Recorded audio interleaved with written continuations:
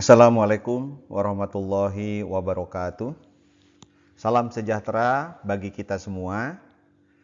Rekan-rekan sekalian, kita sekarang masuk ke materi ketiga dari budaya perusahaan, tahapan membangun karakter diri atau internal character building.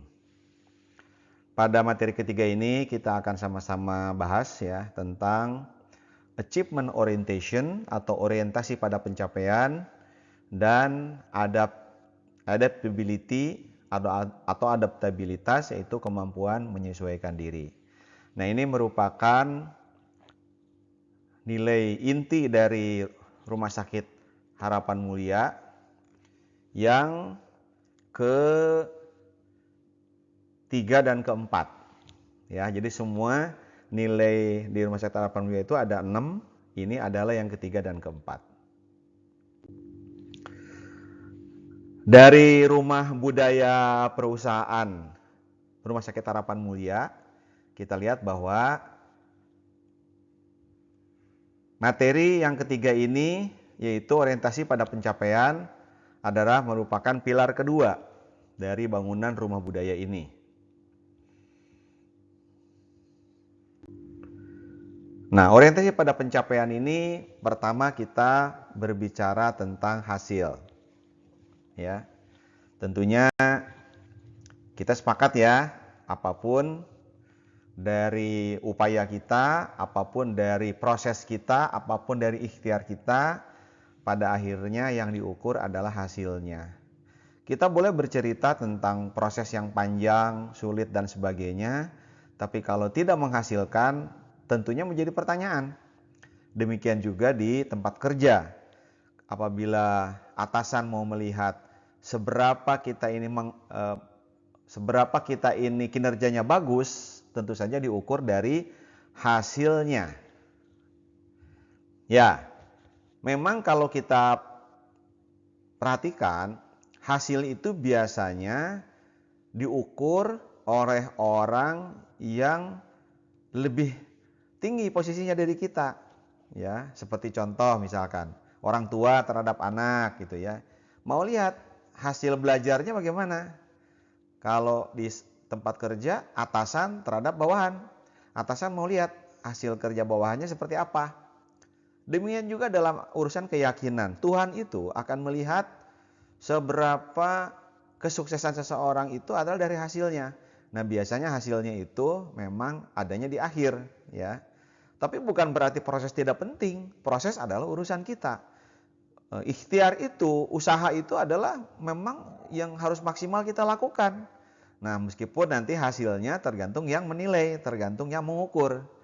Dalam hal ini berarti atasanlah yang punya kewenangan untuk mengukur hasil kita. Nah, tentunya akan lebih fair kalau hasil ini menggunakan target, karena hasil itu adalah hasil secara keseluruhan yang bertahap tergantung tingkatannya ya. Tapi kalau misalkan kita bekerja setahun ya akan dilihat hasil setahun. Tapi tentunya hasil ini harus diukur, maka menggunakan target. Nah, target-target inilah yang harus kita kejar agar hasilnya bagus. Target ini bertahap. Kita lihatnya dari ujung ya, target ujung, target tengah-tengah, dan target awal. Jadi target di jangka pendek, jangka menengah, dan jangka panjangnya kalau dalam waktu 1 tahun ya, berarti itu akan dilihat targetnya setiap bulan, dilihat targetnya setiap semester. Nah, inilah yang dimaksud proses.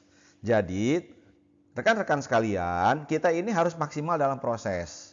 Kenapa? Karena hasil itu tidak pernah mengkhianati proses.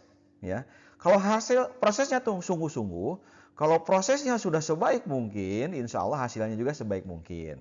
Terkecuali kalau misalnya prosesnya sudah sungguh-sungguh, hasilnya kurang menggembirakan, tentunya kita harus menerima kenyataan itu, karena bisa jadi memang ada hikmah ya, ada pembelajaran di situ. Kenapa hasilnya tidak menggembirakan sesuai dengan yang diharapkan? Mungkin ada kesalahan dari kita, ada proses yang terlewat. Nah, proses ini menjadi kewajiban kita bersama, ya, karena kita sekarang bekerja ke orang lain, ya, bekerja ke perusahaan. Maka agar proses ini berjalan baik, selalu harus diawali dengan zero base, ya, zero base. Kalau di bahasa Indonesia kan zero base itu berarti didasarkan kepada yang nol, bukan kosong. Didasarkan kepada yang nol. Nah, ini zero base ini tentu harus menjadi acuan awal dalam proses sesuai dengan pencapaiannya. Jadi, zero base, kemudian kita capai pada titik tertentu, zero base kembali, kita capai lagi pada titik tertentu, zero base kembali, dan seterusnya, ya, sampai keseluruhan proses tersebut selesai sampai ujung dan akan diukur hasilnya. Nah, inilah gambaran utuhnya ya dari sebuah proses dalam mengejar target untuk mendapatkan hasil yang diharapkan. Harus di pencapaiannya itu harus selalu diawali dengan zero base. Nah, mari kita sama-sama bahas tentang zero base tersebut seperti apa. Oke. Zero base itu kalau dalam bahasa kesehariannya atau bahasa yang mudah dipahami itu adalah apa adanya. Jadi apa adanya? Kenapa harus apa adanya? Karena kalau tidak ada apa adanya, cenderung ada apanya. Apa bedanya? Kalau ada apanya itu biasanya ada rekayasa, ada akal-akalan, ada sesuatu yang tidak otentik, tidak orisinil, tidak asli. Ya, kalau istilahnya itu kadang kita berlebihan, kadang kita berkekurangan. Jadi kalau kita bicara itu kadang kita suka berlebihan. Kalau kita menganggap sesuatu itu kadang-kadang suka ya asal-asalan, menyepelekan. Nah, itu. Jadi kita apa adanya itu ya real, apa adanya seperti apa gitu. Nah, tentunya apa adanya ini harus kita renungkan betul ya, karena bisa jadi selama ini dalam menjalankan proses itu kita tidak diawali dengan apa adanya ya, tetapi kadang suka berlebihan, kadang suka berkekurangan. Ini tidak boleh kita lakukan ya. Kalau kata anak sekarang itu lebay ya, atau menyepelekan. Jadi kalau negatif itu menyepelekan, kalau berlebih itu berlebihan, lebay gitu ya. Nah, tentunya dalam hal ini kita berbicara apa adanya itu ya, itu nol. Angka nol itu adalah di antara minus dan plus. Ya kita lihat di layar ya. Kalau minus itu kurang, kalau plus itu lebih. Nah itu apa adanya itu nggak boleh begitu. Harus bersih apa adanya, seadanya. Apa yang kita lihat pada awalnya, ya itulah. Contoh misalkan kita bertemu dengan orang. Ketika kita bertemu dengan orang, kita tidak boleh punya persepsi, punya pikiran macam-macam sama orang itu. Kenapa? Karena baru kenal. Jangan terlalu didengarkan omongan orang. Hati-hati loh, itu orangnya galak. Hati-hati loh, orangnya itu pelit. Atau, dia itu orangnya royal. Dia itu orangnya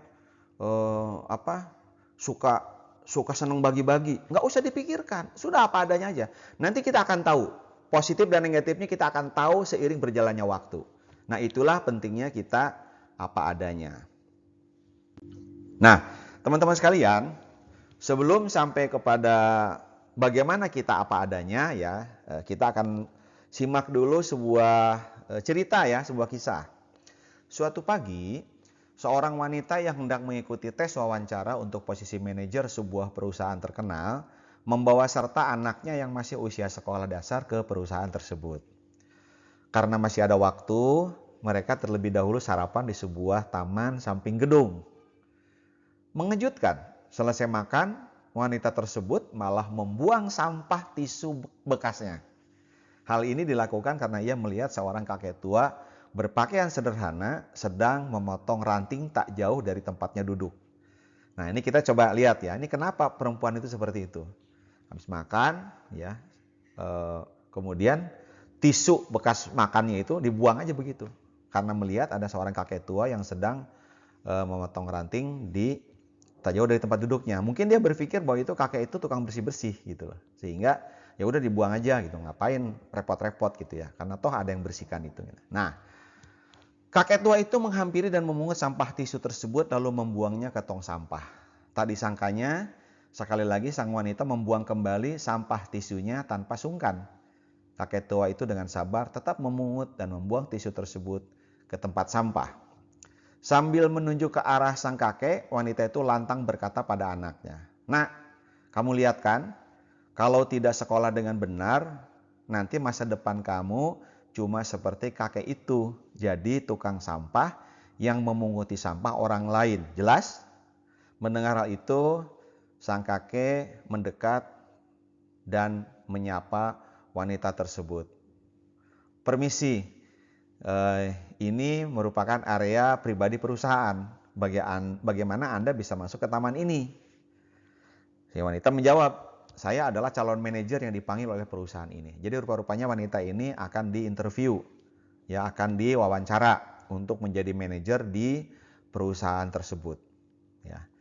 Nah, kisah berlanjut. Tak lama seorang pria muda berjas rapi tampak berjalan mendekat ke taman dan kemudian membungkuk hormat ke arah sang kakek tua itu. "Pak Presdir, hanya mau mengingatkan, rapat akan dimulai jam 10 pagi ini. Mohon Anda bersiap-siap." Sang kakek mengangguk, lalu sebelum berbalik ia mengarahkan matanya ke wanita tadi dengan berkata tegas, "Saya tidak akan menerima orang yang tak bisa menghargai orang lain untuk menjabat posisi manajer di perusahaan ini." Nah, wanita itu begitu terkejut. Tak menyangka kakek yang dikira tukang sampah ternyata presiden direktur perusahaan calon tempatnya bekerja. Ia pun tertunduk malu. Lalu kakek itu menghampiri kemudian berjongkok dengan memegang pundak sang anak. "Nak, ketahuilah bahwa yang terpenting dalam hidup ini adalah sikap bisa menghormati dan menghargai orang lain, sekalipun ia hanyalah seorang tukang sampah." Sahabat, begitulah bahayanya berburuk sangka terhadap orang lain. Hanya karena melihat penampilan luarnya, kita sering menghakimi orang lain dengan pandangan rendah, ya, atau pandangan berlebihan, padahal sebagian besar prasangka adalah dusta. Nah, jadi kita sekarang berbicara tentang prasangka, ya. Kenapa? Karena prasangka inilah yang sering mengganggu kita untuk jerobes. Prasangka inilah yang sering merusak kita dalam melihat sesuatu itu apa adanya. Prasangka atau praduga atau zon, ya, kalau dalam bahasa Arab itu zon, ya. Kenapa muncul prasangka? Karena satu, kita punya masa lalu. Yang kedua, kita punya persepsi, punya pikiran. Jadi setiap kita melihat sesuatu, kita berpikir, seperti apa sesuatu yang kita lihat itu. Nah, seringkali kita menduga-duga. Kita tidak tahu persis benda itu apa, kemudian seperti apa persisnya, tapi kita sudah punya dugaan. Nah, dugaan-dugaan ini yang berbahaya, ya. Karena biasanya terpengaruh oleh masa lalu, apa yang dia alami, dan terpengaruh oleh cara dia berpikir. Kemudian, prasangka buruk jelas dilarang. Lalu bagaimana dengan berprasangka baik? Nah, ternyata banyak orang menganggap bahwa harusnya kita ini prasangka baik. Nah, sementara menurut pemahaman di dalam yang kita pelajari ini, berprasangka itu tidak boleh sama sekali, baik buruk maupun baik. Yang buruk maupun yang baik itu tidak boleh. Kenapa? Karena ya tadi itu, kalau kita berlebihan, bisa jadi kenyataannya tidaklah sehebat itu, tidaklah selebih itu. Dan kalau berkekurangan atau buruk, bisa jadi tidak seburuk itu. Bisa jadi tidak sekurang itu. Jadi nggak pas. Prasangka itu kadang menipu. Makanya dibilang tadi prasangka adalah dusta. Ya. Karena seringkali kita ini tersesat karena prasangka. Jadi prasangka buruk maupun prasangka baik itu tidak boleh. Ya. Kepada siapa kita boleh berprasangka baik? Nah, ada satu prasangka baik yang boleh dilakukan. Hanya kepada satu. Yaitu apa? Allah Subhanahu wa Ta'ala. Tuhan. Karena Tuhan itu adalah maha sempurna. Sehingga apa? Yang ada dalam diri Tuhan dan apa yang dilakukan oleh Tuhan, apa keinginan Tuhan, apa kehendak Tuhan, apa keputusan Tuhan, itulah yang terbaik. Tidak ada yang buruk sama sekali. Sementara kalau manusia terkena sifat baik dan buruk, gitu ya. Kira-kira seperti itu ya. Jadi husnuzon itu, berbaik sangka itu hanya boleh kepada Tuhan, hanya boleh kepada Allah, yaitu yang maha sempurna. Kalau kepada manusia nggak boleh. Gitu. Jadi sebaiknya tidak berprasangka. Nah, kalau kita lihat zero base ini dalam bentuk yang utuh, bagaimana kaitannya dengan hal yang baik dan hal yang negatif, ya, tentunya kita melihat bahwa zero base ini asal mulanya adalah dari fitrah. Fitrah itu apa? Bersih, suci. Jadi zero base ini harus dimiliki oleh seorang manusia karena manusia itu pada dasarnya itu bersih, suci. Waktu kita dilahirkan, waktu kita masih kecil, kita ini bersih. Tapi dalam perjalanannya kita sering terpengaruh oleh prasangka-prasangka itu. Nah, karena apa? Karena tidak zero base. Nah, fitrah ini asalnya dari siapa? Dari Tuhan, ilahiyah, ya. Jadi Tuhan menganugerahkan kesucian kepada manusia. Tapi manusialah yang akhirnya tidak zero base, tidak memandang segala sesuatu apa adanya, ya. Padahal sebetulnya Tuhan itu adalah maha baik, ya. Sedangkan suudzon itu tidak diperkenankan. Kita tidak boleh berburuk sangka sama Tuhan. Misalkan kita hidup susah, ya. Betul, itu adalah atas izin Tuhan. Tapi bukan berarti Tuhan yang bikin kita susah. Tapi Tuhan sedang menguji kita. Karena setiap manusia itu punya ujian. Ada yang ujiannya kesenangan, ada yang ujiannya itu kesusahan itu. Sama-sama baik buat kita. Barangkali kalau kita diuji dengan kebahagiaan, dengan kekayaan, barangkali kita malah jadi sesat. Nah, makanya Allah menguji kita dengan hal yang buruk, misalkan gitu. Tahan nggak kita? Ya, jadi sebetulnya ini masalah pilihan aja sebetulnya, ya, karena kita juga belum tentu kuat. Nah, tapi yang pasti Tuhan menguji manusia sesuai kadar kesanggupannya. Jadi tidak pernah menguji manusia itu dengan hal yang manusia tidak sanggup. Ya, apabila ada manusia berputus asa sampai bunuh diri dan sebagainya, itu bukan berarti ujiannya terlalu berat, bukan. Tapi manusia itu yang terlalu mudah menyerah. Ya, kenapa? Karena dia tidak yakin bahwa setiap ujian Tuhan itu adalah baik buat manusia. Kemudian sedangkan dari sisi lainnya yaitu potensi. Nah, potensi ini terjadi pada manusia, ya, bisa positif, bisa negatif. Manusia itu kan punya potensi. Potensinya memang baik asalnya, tapi ternyata karena pengaruh hawa nafsu, pengaruh bisikan buruk dan sebagainya, tentunya dari setan datangnya, ya. Itu bisa jadi manusia juga punya potensi yang buruk sebetulnya. Nah, ini yang manusiawi. Jadi manusia itu bisa baik, bisa buruk. Nah, masa lalu itu adalah referensi, bukan keputusan berdasarkan masa lalu.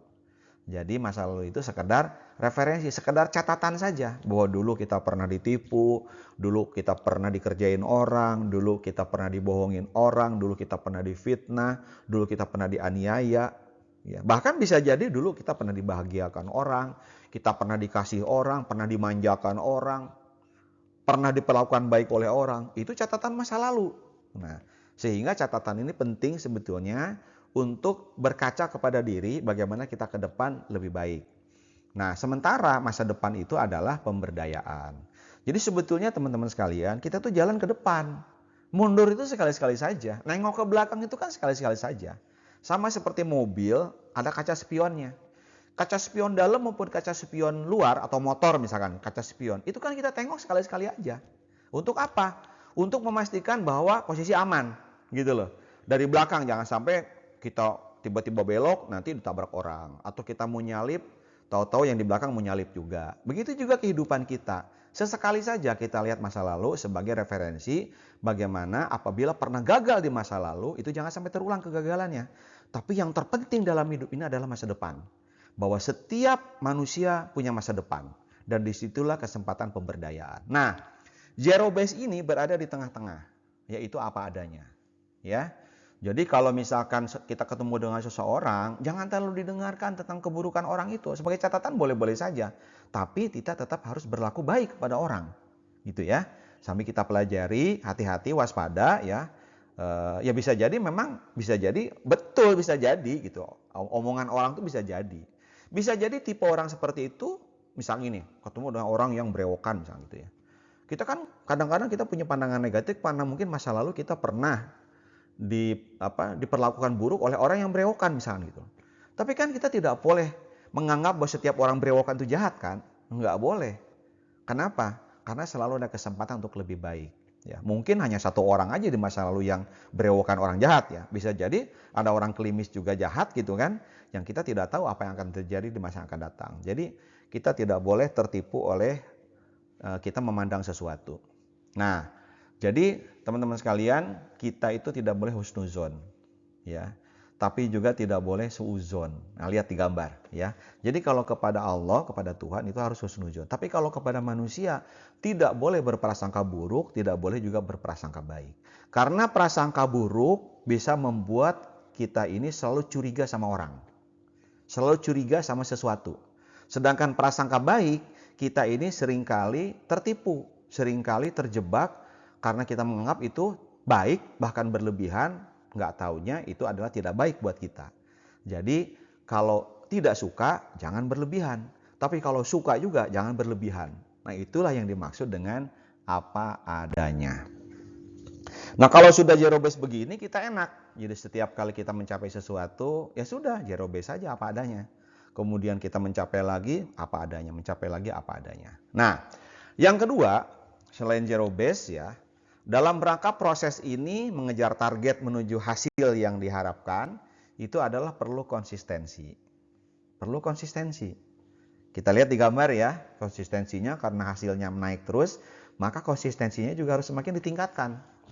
Apa yang dimaksud dengan konsistensi? Ya, konsisten itu ketika kita itu menghadapi berbagai rintangan, konsistensi akan diuji. Kalau tidak ada rintangan, kalau tidak ada halangan, kalau tidak ada challenge ya, tidak ada tantangan buat kita, maka kita tidak teruji konsistensinya. Ya, jadi kalau kita punya masalah, kalau kita menghadapi sebuah persoalan, kita jangan mengeluh, karena disitulah kesempatan kita bisa belajar. Nah, salah satunya adalah belajar konsisten. Kenapa? Karena satu, perlu perencanaan. Jadi hidup ini perlu perencanaan. Tanpa perencanaan, konsistensi berantakan. Kenapa? Karena perencanaan inilah yang akan memandu kita mencapai hasil. Tanpa perencanaan, ngawur. Karena kita tidak punya acuan. Kita tidak pernah merencanakan. Jadi kalau jalan aja. Wajar kalau kita tersesat. Wajar kalau kita bolak-balik mengalami kegagalan. Kenapa? Karena kita tidak pernah merencanakan langkah-langkah kita. Yang kedua, punya keinginan yang kuat. Kalau kita asal-asalan, kalau kita sekedarnya saja, ya nggak akan bisa konsisten. Karena konsistensi itu butuh keinginan yang kuat. Butuh keinginan yang kuat. Yang ketiga, daya cipta. Kita harus punya imajinasi. Konsistensi itu butuh imajinasi. Karena apa yang akan kita tempuh ke depannya, kita butuh sebuah gambaran di dalam imajinasi kita, dalam pikiran kita, apa yang akan terjadi. Jadi begini teman-teman, kalau misalkan kita ini berjalan ya, menjalankan pekerjaan, menjalankan kehidupan, menjalankan pergaulan dan sebagainya, tanpa daya cipta, tanpa imajinasi, kita ini seperti tidak sadar berjalan. Kita tidak antisipasi apa yang akan terjadi. Bisa jadi di depan itu ada jurang, bisa jadi di depan itu ada tanjakan yang tinggi gitu kan. Bisa jadi di depan sana itu ada rintangan yang berat sekali. Sehingga tanpa daya cipta, tanpa imajinasi, kita akan banyak mengalami kesulitan. Ya misalkan gini, kalau masuk hutan, kita harus membayangkan hutan itu seperti apa. Di hutan itu nggak ada warung. Di hutan itu nggak ada tukang nasi gitu loh. Berarti kita harus siap survival, harus siap bertahan hidup. Di hutan itu banyak binatang buas. Binatang buas itu apa? Misalkan ular, harimau, monyet, babi hutan dan sebagainya. Maka dengan daya cipta itulah, dengan imajinasi itulah kita akan persiapkan diri kita. Berkaitan dengan apa? Perencanaan dan keinginan kuat itu. Jadi nyambung tuh. Imajinasi itu ya membuktikan keinginan yang kuat, kemudian juga menguatkan perencanaan. Jadi perlu persiapan-persiapan. Dan yang terakhir adalah pengharapan. Ya. Jadi konsistensi ini butuh pengharapan. Tanpa adanya harapan dari kita, maka kita tidak pernah akan bisa konsisten. Kan kalau kita mengejar hasil itu kan kita ada harapan hasilnya bagus. Nah, maka konsistensi ini perlu pengharapan. Supaya apa? Supaya konsistensinya itu betul-betul teruji. Nah, jadi konsistensi ini akan membesarkan kita. Lihat tanda panahnya keluar ya. Akan membesarkan perencanaan kita, akan membesarkan keinginan kuat kita, akan membesarkan daya cipta kita, akan membesarkan harapan kita, sehingga konsistensinya akan semakin kuat. Justru dengan adanya rintangan kita bukan semakin mengecil. Dengan adanya rintangan itu kita semakin kuat, semakin besar kita. Contoh misalkan gini, tidak ada yang namanya pelaut ulung, ya, pelaut ulung yang dibesarkan di laut yang tenang. Pelaut ulung itu dibesarkannya adalah di laut yang ganas. Nah, jadi dalam kehidupan ini justru kalau ada rintangan kita harus merasa tertantang. Justru bahkan bukan merasa kita malah semakin kecil, ya. Itulah orang yang konsisten. Jadi orang yang konsisten dengan banyaknya rintangan justru dia akan semakin kuat dan semakin besar. Nah, konsisten ini ada dua jenis, ya. Ada dua jenis konsisten ini. Yang pertama adalah konsisten dalam arah tujuan. Ini yang dimaksud dengan istiqomah, ya, istiqomah. Jadi arah tujuan. Air selalu mengalir ke tempat yang lebih rendah. Ia tidak ragu untuk terus mengalir. Ia tak pernah lelah menyusuri berpuluh-puluh bahkan ratusan hingga ribuan kilometer melintas hutan, mengikis lereng, membelah padang dengan satu tujuan, muara. Nah, kita ini harus belajar dari air.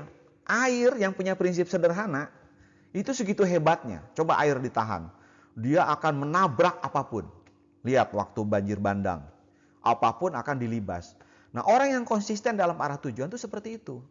Jadi, kalau dia punya keinginan yang kuat, arah tujuannya jelas, maka dia tidak akan menyerah begitu menghadapi rintangan. Gitu. Yang kedua, ya, selain arah tujuan itu adalah cakupan. Jadi namanya kafah, ya.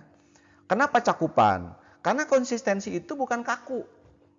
Gini, orang konsisten itu bukan berarti kekeh sampai nggak mau peduli apapun. Bukan begitu, ya. Dalam arah tujuan betul, orang konsisten itu adalah gigih. Dia nggak bisa gampang terpengaruh oleh omongan orang. Dia jalan aja terus. Itu orang konsisten. Tapi kan arah tujuan kita itu kan tidak lurus, mohon maaf ya, kayak babi hutan. Babi hutan tuh kalau mau belok susah. Kita kan bukan babi hutan. Ya, leher kita aja lentur, badan kita aja lentur gitu kan. Jadi orang yang konsisten itu bukan berarti orang yang kaku dalam arah tujuan. Kalau memang di depan itu jurang, kenapa kita harus masuk jurang? Berarti kita harus jalan melingkar, bikin jembatan, lompat dan sebagainya. Nah, dengan demikian maka dibutuhkan cakupan. Jadi ibarat kita kalau naik kendaraan, bawa motor atau bawa mobil, di jalan itu kan kita nggak lempeng kaku, lurus kan. Kadang ada pertigaan, kadang kita harus berhenti dulu, harus pinggir dulu. Parkir pun tidak boleh di pinggir jalan lama-lama, jadi harus cari tempat parkir dan sebagainya. Itulah kehidupan. Jadi ada koridor ya. Kan jalan itu lebar, kita kadang bisa nyalip, kadang bisa ke pinggir gitu kan. Butuh cakupan. Nah, orang yang konsisten itu orang yang arah tujuannya jelas dan dia perjuangkan. Tetapi juga dia tidak kaku. Ya, dia cenderung luwes. Kenapa? Kapan dia bisa kenceng, kapan dia bisa rem, kapan dia bisa berjalan pelan. Itulah orang yang konsisten. Jadi ada cakupannya, ya. Sehingga apa? Keselarasan dibutuhkan, keseimbangan juga dibutuhkan. Tidak memilih suatu ketentuan tetapi meninggalkan ketentuan yang lain. Jadi kalau ada aturan jangan dipilih-pilih. Kenapa? Karena semua aturan itu cakupannya. Jangan sampai kita, saya milih yang ini aja. Kenapa? Karena ini menguntungkan buat saya. Saya nggak akan pilih aturan yang ini. Karena apa? Ini tidak menguntungkan buat saya. Nggak boleh. Orang yang konsisten adalah orang yang memahami semua aturan dan dia mengikuti aturan itu. Ya, sehingga apa? Sehingga dia enak ketika melakukan sebuah proses. Nah, konsisten ini sangat dibutuhkan. Kenapa? Karena tanpa konsistensi kita tidak akan mampu naik terus ya dengan berhasil. Bahkan kita ini ingin membesarkan kapasitas kita supaya semakin besar ya, sehingga tidak kaku. Yang berikutnya adalah yang terakhir yaitu tekun ya, persisten ya. Teman-teman tahu bola ya. Bola itu pejal ya. Bola itu pejal. Jadi kalau misalkan dilempar itu mantul. Semakin kencang dilempar dia semakin kencang pantulannya. Nah, orang yang tekun itu tidak akan pernah berhenti hanya karena terhambat. Jadi orang yang tekun tuh terus gitu ya. Terus aja gitu ya. Sampai saking terusnya itu kuat betul. Maaf ya, mungkin kalau bahasa bahasa bahasa sederhananya itu ulet ya. Ulet. Kalau bahasa barangnya itu liat, alot. Teman-teman tahu kan yang namanya joran ya, joran yang buat mancing itu. Itu cuma bambu atau cuma fiber yang kecil sekali. Kenapa bisa menarik ikan yang ukurannya besar? Dan kalau yang ahli itu tidak akan patah. Lalu kenapa nggak pakai joran yang besar aja gitu? Supaya nggak patah. Karena dibutuhkan kelenturan. Dibutuhkan keuletan. Hidup ini nggak bisa main kaku. Ya. Karena ketekunan itu dibutuhkan, mohon maaf ya, teman-teman kalau nggak biasa jongkok, nggak kuat jongkok lama. Teman-teman kalau nggak biasa duduk bersila, nggak kuat bersila lama. Tapi lihat orang tua kita. Orang tua kita dulu sebelum ada kursi, itu duduk lesehan. Kuat sekali. Kalau misalkan dia berzikir atau wiridan atau berdoa, dia kuat lama. Kuat membaca Quran sambil duduk di bawah lama. Tapi sih kita sekarang kadang-kadang lemah. Tulang punggung kita lunak, kaki kita gampang pegel, kesemutan dan sebagainya. Berarti apa? Berarti ada yang tidak benar dalam hidup kita. Salah satunya adalah kita kalah dalam ketekunan. Mohon maaf ya, orang-orang sekarang tuh banyak yang tidak tekun. Baru sebentar ngalah, baru sebentar nyerah, baru sedikit kehambat kabur. Nah, sedangkan orang yang tekun itu dia akan terus seperti Thomas Alva Edison ya, dengan 6.000 percobaannya. Dia tekun terus sampai bisa menemukan satu langkah setelah dicoba 5.999 langkah. Ditemukanlah yang namanya lampu pijar. Itu butuh ketekunan. Orang penelitian, orang berpraktek segala macam itu butuh ketekunan. Dokter misalkan. Dokter itu kalau nggak tekun, dia tidak akan hebat ya menemukan penyakit, kemudian melakukan diagnosa, kemudian mengobatinya. Kadang perlu tekun juga, misalkan bukan hanya obat-obat paten, tapi kadang perlu diracik dan sebagainya. Itu butuh ketekunan. Lihat tabib-tabib itu, ya baik di Cina maupun di Arab. Bagaimana seorang tabib yang sudah sepuh itu dia bisa menyembuhkan berbagai penyakit. Sama dokter-dokter juga begitu. Banyak dokter-dokter yang senior yang sulit digantikan oleh yang muda ya karena butuh proses panjang. Itulah ketekunan. Jadi ketekunan itu penting teman-teman. Nah, orientasi pada pencapaian ini butuh ketekunan juga. Lihat gambarnya utuh ya. Jadi dalam rangka mencapai hasil melalui target-target, maka proses itu pertama dibutuhkan zero base, apa adanya. Yang kedua butuh konsistensi. Dan yang ketiga butuh ketekunan. Ya. Nah, teman-teman sekalian, ini pengertian ketekunan ya. Jadi tekun itu walaupun sulit, dia akan terus dicoba terus. Never give up. Tidak pernah menyerah, ya. Tidak pernah menyerah. Dia itu big effort. Jadi effortnya itu, upayanya itu besar sekali. Dan dia selalu mencoba, try your best. Selalu mencoba dengan yang terbaik yang kita miliki, ya. Bahkan dia itu bisa tahan terhadap gangguan kejenuhan. Dia tuh nggak pernah jenuh. Orang yang tekun itu tidak pernah jenuh. Ya, dia selalu gembira, dia selalu senang dan dia selalu tertantang. Ya, oke. Nah, teman-teman sekalian, ketekunan ini dicirikan dengan tidak berhenti mencoba, tidak pernah menyerah, upaya terbaik, tidak kenal bosan. Dan dia itu selalu senang ya, gembira melakukan sesuatu. Oke ya. Nah yang berikutnya ya, ini gambarannya adalah ada hambatan. Jadi setelah kita ini zero base, setelah kita ini konsisten, kemudian juga tekun gitu ya, ternyata kita ini ada kecenderungan seperti istilah dalam fisika ya, inersia ya. Contoh misalkan di gambar ini ya. Ini menurut Sir Isaac Newton ya, inersia ini. Bahwa benda itu cenderung mempertahankan keadaannya. Kalau mobil semulanya diam, tiba-tiba bergerak, itu maka kita ada kecenderungan ngejengkang ya. Karena itu apa? Karena itu inersia. Mobil lagi diam, tahu-tahu bergerak. Kan kita tiba-tiba ngejengkang. Kenapa? Karena kita cenderung mempertahankan posisi diam. Sementara begitu mobil bergerak, kitanya belum siap. Itu satu ya. Galileo Galilei yang menyatakan bahwa pada dasarnya semua benda itu berada dalam keadaan diam. Apabila benda tersebut bergerak, itu berarti ada pengaruh yang berasal dari luar. Gitu ya. Kita diem, mobil kan digas. Nah, berarti mobil bergerak, kitanya masih belum bergerak. Akhirnya kalau tidak siap-siap, kita bisa jatuh. Atau misalkan yang kedua, mobil lagi melaju. Ya, lagi melaju, tiba-tiba ngerem. Kenapa? Karena ada sesuatu yang menghambat di depan. Daripada nabrak, direm. Nah, gara-gara direm itulah, maka semua penumpang akan terdorong ke depan. Nah, itulah yang namanya inersia. Jadi, kadang kita ini tidak siap untuk diam, tidak siap untuk bergerak, dan tidak siap untuk berhenti. Jadi, kalau lagi udah gerak, susah mau berhenti. Tapi kalau udah berhenti, susah mau gerak. Nah, istilah inersia ini berasal dari bahasa Latin yaitu iners, yang berarti lembab atau malas. Secara sederhana, kelemahan alias inersia ini adalah salah satu bentuk ketahanan benda fisik ketika menolak adanya perubahan gerak. Jadi istilah sekarang itu kali mager ya, malas gerak. Nah, itu bahaya teman-teman sekalian. Bahaya. Kenapa? Karena kita ini sulit cepat berubah. Kita ini maunya PW aja, posisi wenak gitu ya. Posisinya maunya posisi enak aja. Malas gerak, mager gitu ya.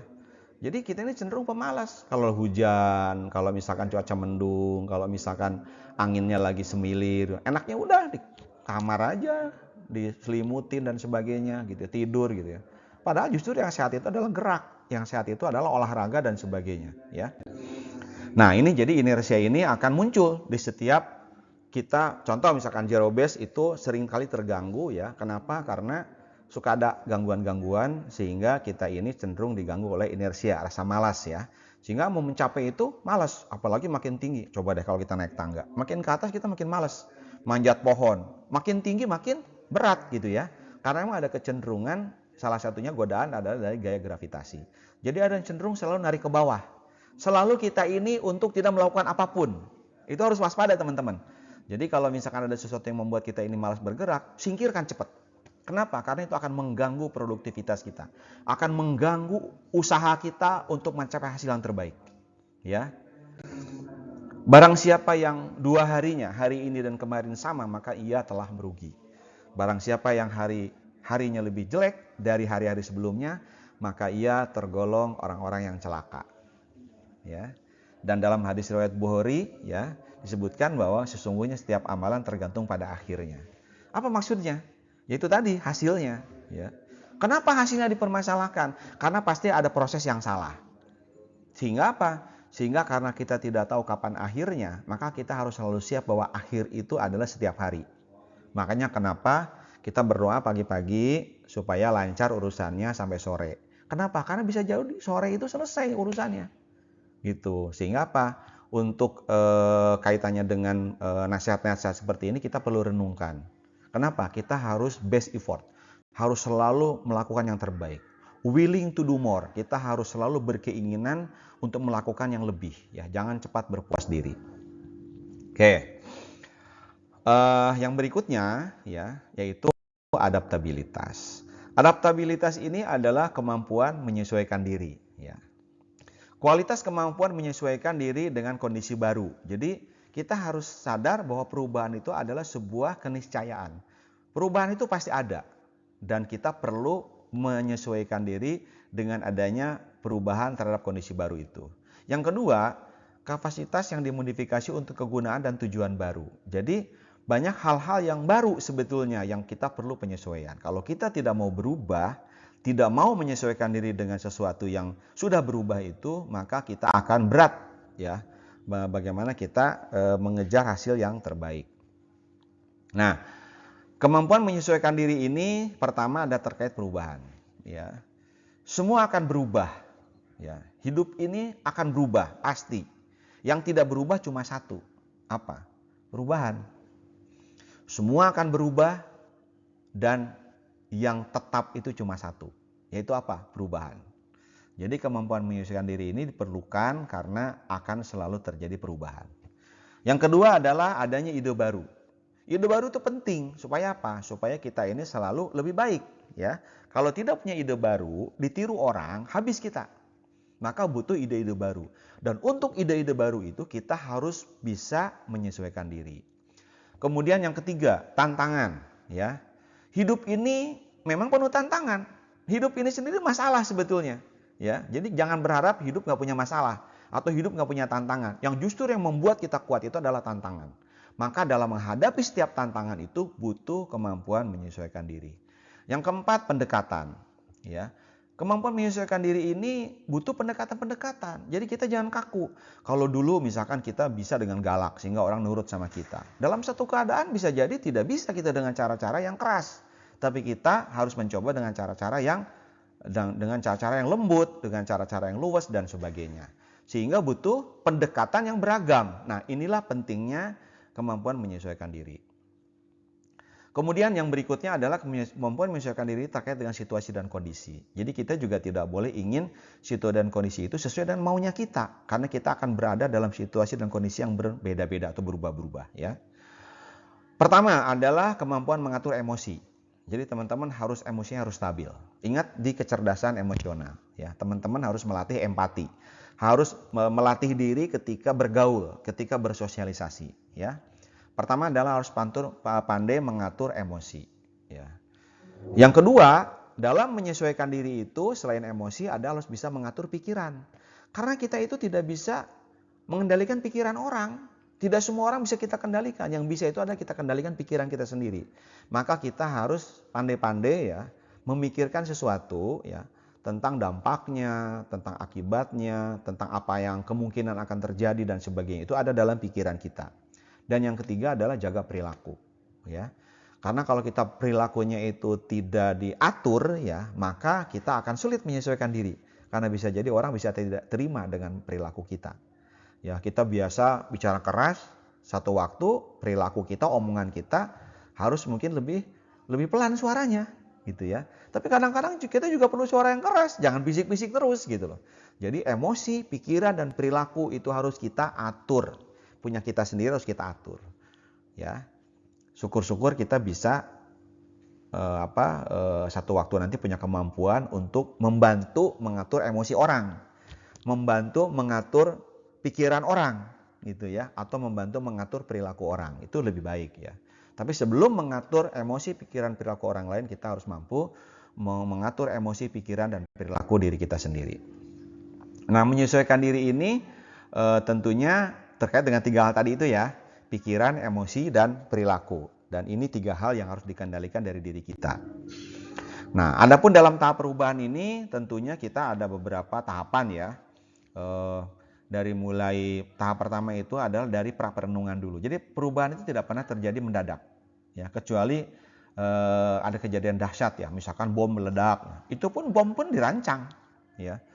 Misalkan terjadi gempa bumi gitu, ya. Itu perubahan terjadinya gempa bumi itu tidak mendadak.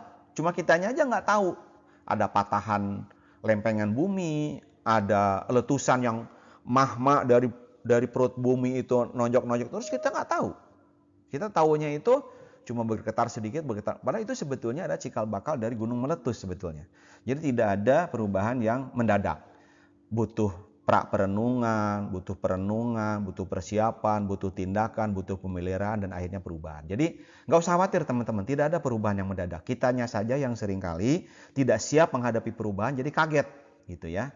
Jadi kita harus pandai mengantisipasi, kita harus bisa baca, wah ini akan terjadi perubahan nih. Maka cepat-cepat kita berusaha untuk menyesuaikan diri dengan cikal bakal perubahan tersebut. Nah, dalam tahap perubahan ini kalau bicara tim, ya, teman-teman ini kan dalam satu tim, ya. Ini karena ini adalah merupakan bagian akhir dari internal character building, maka kita harus sudah mulai bisa menyesuaikan diri dengan tim, ya. Jadi kita masuk ke unit kerja. Kita jangan membawa ego sendiri karena kita saatnya akan bekerja sama dengan orang lain. Pertama, ya teman-teman sekalian, pertama ada tahapan yang namanya forming, ya, terbentuk sesuatu.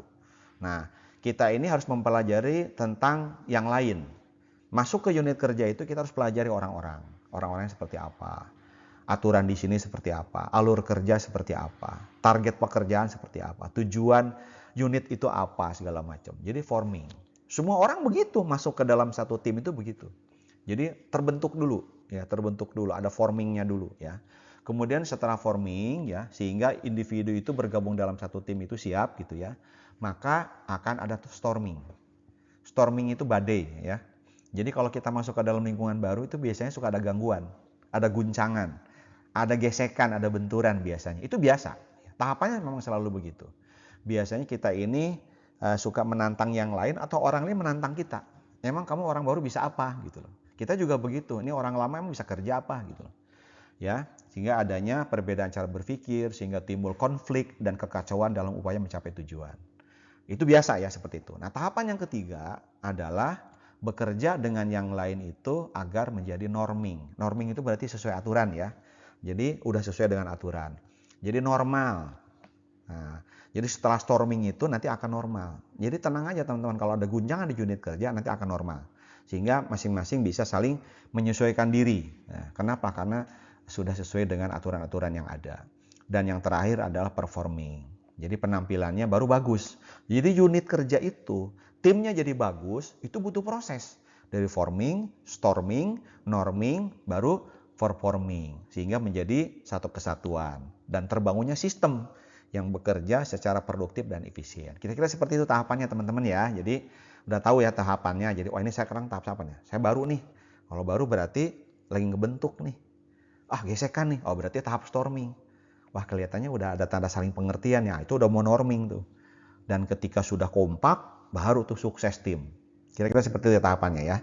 Baik teman-teman sekalian, saya rasa cukup sampai di sini materi kita kali ini. Yang ketiga yaitu orientasi pada pencapaian dan adaptabilitas. Semoga kita siap ya, karakter kita lebih baik ya, sehingga kita siap membangun tim. Sampai bertemu lagi di materi berikutnya yaitu effective team building. Kita sudah siap menjadi manusia yang berkarakter baik ya, berkarakter berkarakter diri yang kalau akhlak itu akhlak karimah ya, akhlak terpuji ya, akhlak terpuji. Baik, itu aja mungkin yang bisa disampaikan. Terima kasih. Mohon maaf kalau ada kekurangan ya. Kalau ada yang salah itu dari kebodohan saya sendiri, tapi kalau ada yang benar itu semata-mata dari kekuasaan Allah Subhanahu wa taala. Terima kasih, sampai jumpa lagi di program berikutnya. Assalamualaikum warahmatullahi wabarakatuh.